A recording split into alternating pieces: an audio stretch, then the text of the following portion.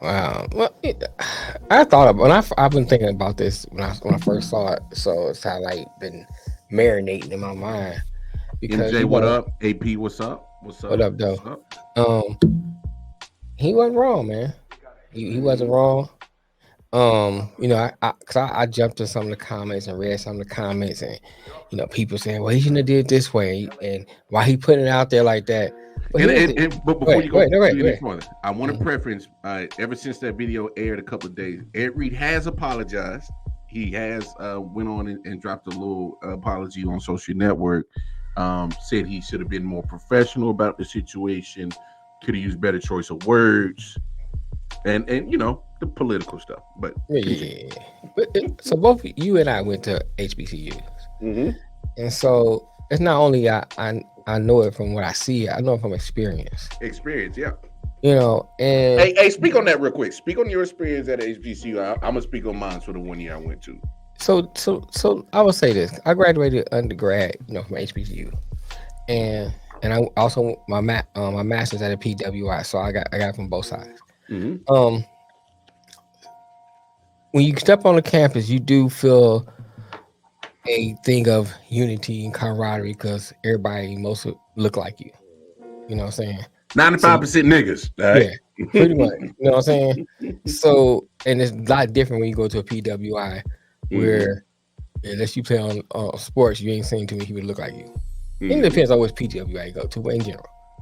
So so you do have that part. So you first step in there, you like you rah rah, yeah, you got on you got you bring your hair up and throwing all the soul glow, the whole 9 yards. You know what And I'm saying? let your soul glow. But then that reality kick in Mm. when you go to the financial aid office and the lines out the door, and you try to ask a question and they treating you like you 3 years old. Mm. When you're looking at the building and the building is looking toe back and you paying them $30,000. Mm. But then you go to the Prevost office and she riding Benz, her office is air conditioned and look nice, got plants and everything. So you see that and you become frustrated. So in Ed Reed's case, I understand it because that frustration kicks in, Mm-hmm. you know, and you need somewhere you want to let that out. You like, man, this don't make no sense. And then you compile that with the people talking about Prime, and Prime didn't give you all that. So now people talking about Prime, and then you don't have the behind the scenes thing. And so now that compiles that you have that in the back of your mind be every too. Mm-hmm. You know what I'm saying? And you like, man, this don't make no sense. And then like going to Ed's video and he talking about it's trash everywhere. He had to pick up the trash himself. He not even on the contract. Mm. You know what I'm saying? For that shows me two things. One, he's serious about trying to help. Because Mm-hmm. you are not giving this man no money. He's still picking up trash, cleaning up parts of the university. That y'all been there for years, ain't did nothing. Mm-hmm. You know. And then the other part of that too is I understand. I feel him. You know what I'm Yeah. saying? Because I can feel the frustration when I went to one, so I Yeah. understand it.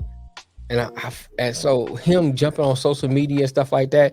My thing is like this: we can argue about the way he handled it and all this stuff. The biggest thing, what we gonna do to fix it? Mm. You know what I'm saying? To me, that's to be the common ground we meet at.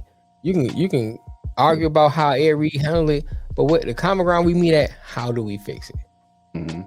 You know, you can Let's get past the yeah, shock and awe. yeah, all that, yeah, yeah. Let's You know what I'm get saying? past the video. Let's Get fix past it. the language.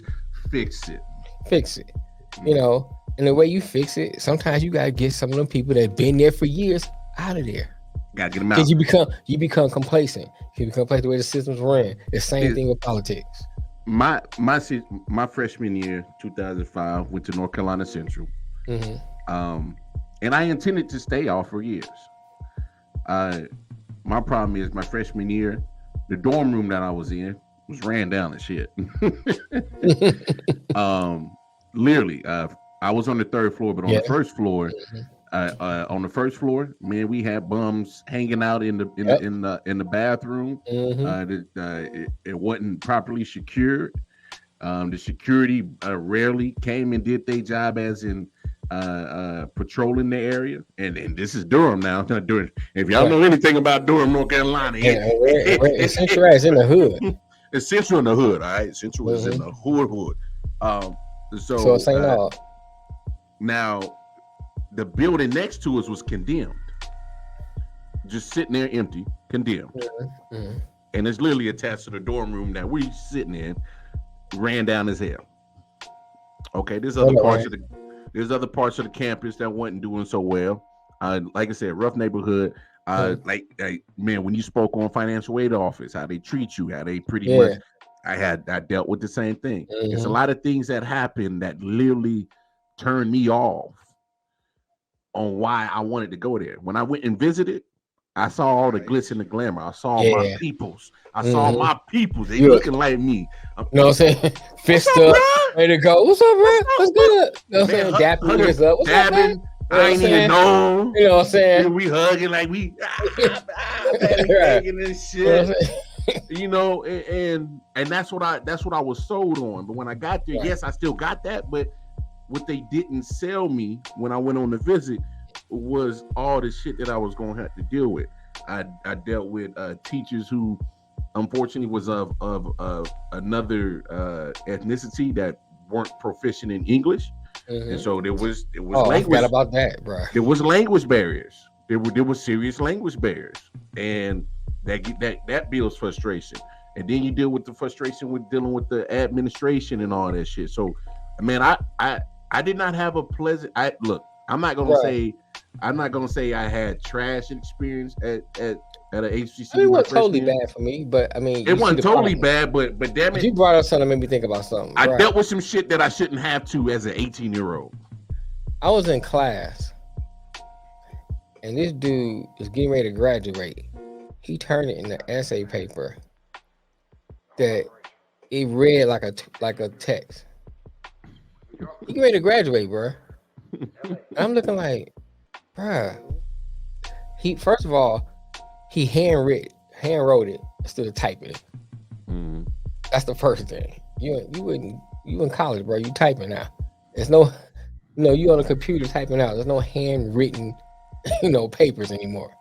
Second of all, there was no punctuation till you got to the very end of the dang on essay. So everything was like one big sentence. I'm like, come on, man, you getting ready to graduate. You know what I'm saying? And literally, like, in another month, he's graduating. Yeah.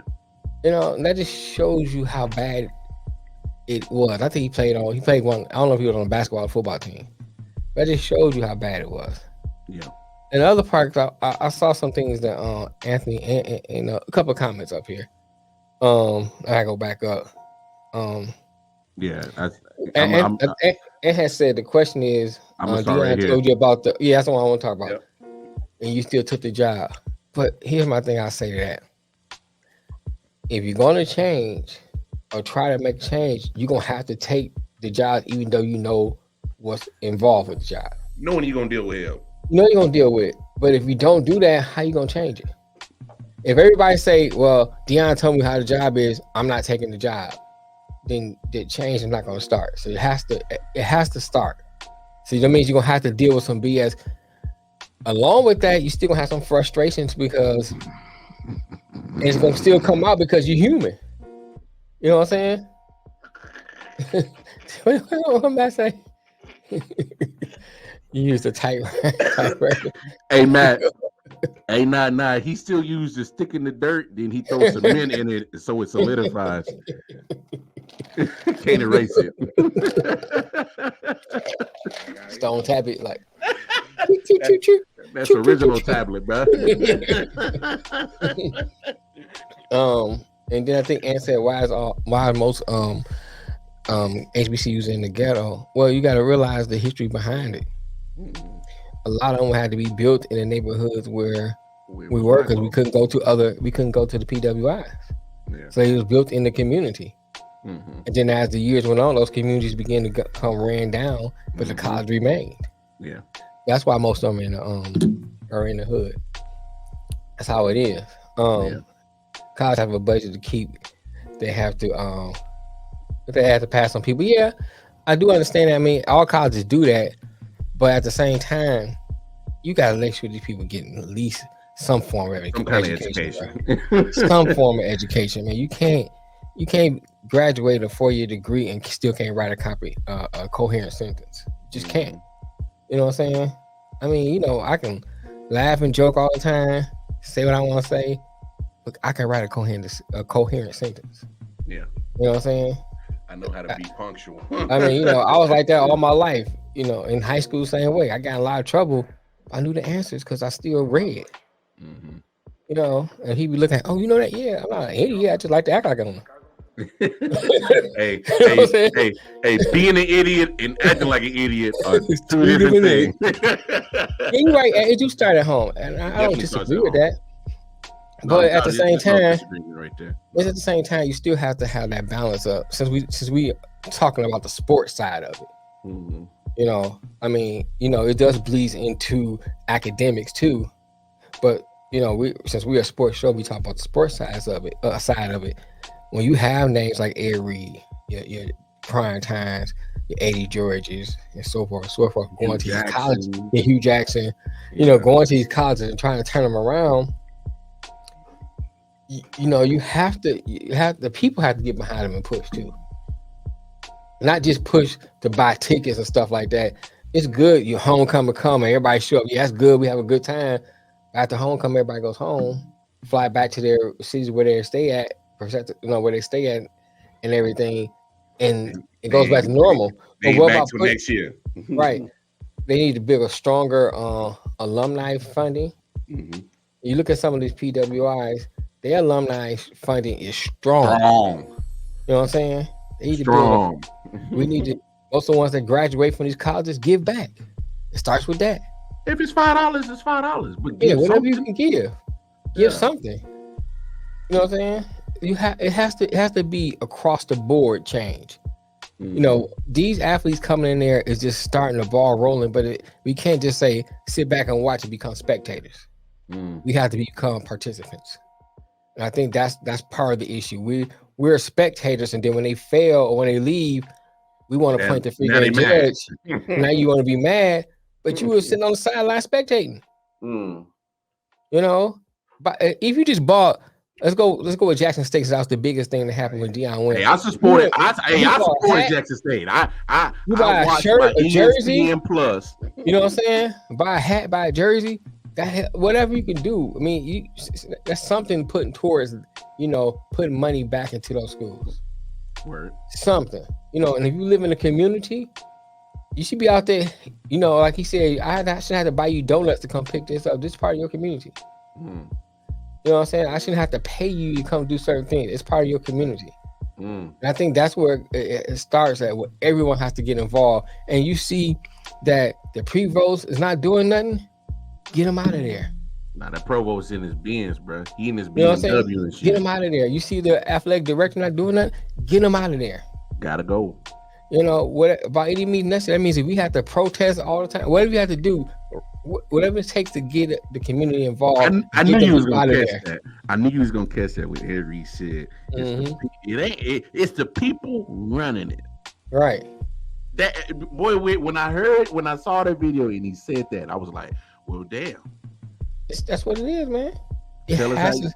Because here's the thing: when you're in a system that is broken, you become complacent with that system. And it seems like the norm. It becomes normal, and so a fence that's we got a big gaping hole in it. Hey, it's been like that for 20 years. You know, we just drive through it instead of replacing it. Or if something that's on, we just drive around it. Oh, the field ain't working. We just put a patch right there. We just don't go on that side. You know, instead of just fixing it. And that's the same thing with the administration, the people that's running it. They become complacent with the system, with the broken system, and they just keep going on, get new blood in there, fresh ideas, and you can turn it. Cause what happened back in the day when they had to start pulling from HBCUs and get players to play on the football team, players to play on the basketball team. Yeah. You know, before that, everybody's at HBCUs. And, hey, universities weren't ran down there. Right. because that's the only place you had to go. Mm. Now now the grass like it's green on the other side. Everybody run on the other side and letting the grass on this side turn brown. Hey man, there's another piece that stuck out to me. What you said. Uh-huh. You said all I had to deal with this, I had to deal with that, and I'm paying 30,000 a year. Right. Right. Because I'm sitting there, I'm dealing with a ran down dorm room. I'm dealing with an abandoned, literally a vacant building right next to Till my fix it. dorm room. Right. You know, I'm dealing with the bums on the first floor. Mm-hmm. I'm dealing with can't park my car nowhere. You know, I'm dealing with all this, and I'm still paying $25,000. Mm-hmm. So where the money at? And this That's is it what too. this is what really drives me crazy with when it comes to our HBCUs. It's not like you get tuition just like a PWI. You get the enrollment just like a Mm-hmm. PWI. I see you keep building new buildings, but you still got blemishes on your campus. You're still not taking care of certain situations. It's like, come on, you can't change one doorknob and say you're doing progression. Right. But changing one doorknob in 20 years don't show progression when you kept getting tuition year after year after year after year. And tuition keeps going up year Mm-hmm. after Keep year going. after Yep. year after year. So where the money at? Bro. So my for graduate school, I paid it was $50,000. And but here's the thing. Here's the contrast. I saw change all the time. Mm-hmm. I saw my money being put to use all the time, not just on on the entire campus, just in my particular college that I went to. I went to, school of education was the college I was at. So just in that building alone, you saw change. I ain't talking about the whole campus. The whole campus you saw change too, but just that's that one particular building I saw change. I saw my money being Getting put to used. use versus going to St. Aug. The only person I saw using the money was the people in the higher ups. Yeah, the I, I, provost in his I, Benz. I saw that getting put to use. I You know saw what that I'm saying? AD in his Mercedes. Right. I'm in the we in an auditorium, bro. It's like I went back in a time warp. Hey, you went to East Side High? Right. So I'm like, what the hell? Hey, East Side. It looked like you stuck in it, like you back in the 50s or the 40s. You know what I mean? It looked It's old and decrepit, old, ran down, not cared for. not cared for. The basketball rims outside was looking old. Still had the chain nets on there. Well, The I double don't mind the rim. chain nets, but I hate I don't chain mind nets. I it. hate chain nets. Nah, I don't mind the double rim. The double rim was perfect because it makes sure you get your jumper right. It makes sure you shoot the I don't mind the perfect double rim. I jumper. hated chain nets, bro. Nah, I love the chain net. Hey, especially It had like had like the one chain just lean hanging. on me. Had the Yeah. one chain hanging. Only time you get that noise, you hit that one chain the right way. No, man.